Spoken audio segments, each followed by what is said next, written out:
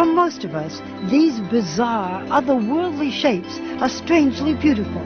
But the world's best aging researchers see something entirely different. They see the answer to possibly the most important and complex question of all time. Dr. Sinclair, as I look here, I'm seeing very cute little colored cubes.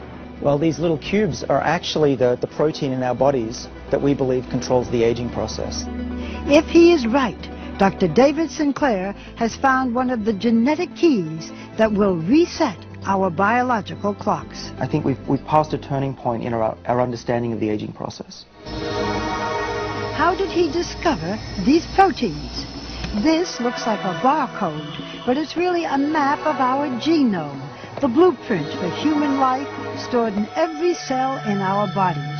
A few of these genes play a key role in the speed at which our cells age. Dr. Sinclair randomly tested tens of thousands of cells, searching for the chemical that would activate those genes. We found them by accident. We stumbled upon this molecule from red wine. And when I looked on the computer, what is this resveratrol, and found that it was in red wine, I almost fell off my chair. Because, of course, we all have heard that red wine is good for you. Just so happens, I have red wine. To your health. How much of this would I have to drink to really make a difference? Well, our experiments tell us probably about 1,000 bottles a day. So that was not the solution. Dr. Sinclair then went back to the lab and found a way to make resveratrol 1,000 times more potent. So what does it do in the body? Well, what we have discovered is that resveratrol works on a gene which is called SIRT1, and this is a gene that controls the aging process. Resveratrol seeks out that gene and switches it on. And with that gene activated in the mouse on the right by a high dose of resveratrol, she quickly turned into a mini Olympian, running twice as far as the untreated mouse on the left. And they were eating a high-fat diet, a fatty diet, and they lived just as long as a lean, healthy mouse, which means that they didn't get heart disease, cancer, even osteoporosis, and they lived 30% longer. Can you do this in humans? With the same exact gene. And we think that resveratrol could have similar benefits in people.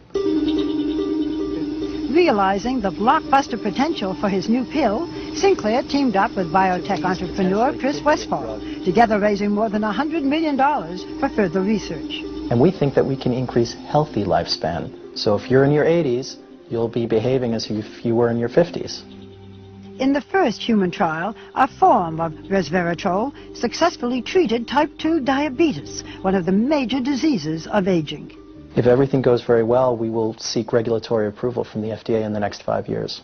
I think a lot of people will say you're raising expectations. This can't possibly happen. My answer to that is, I agree, but it's true.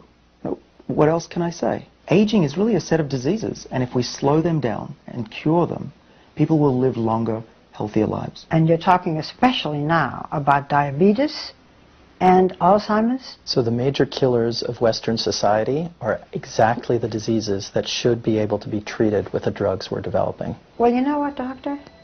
Cheers. The future.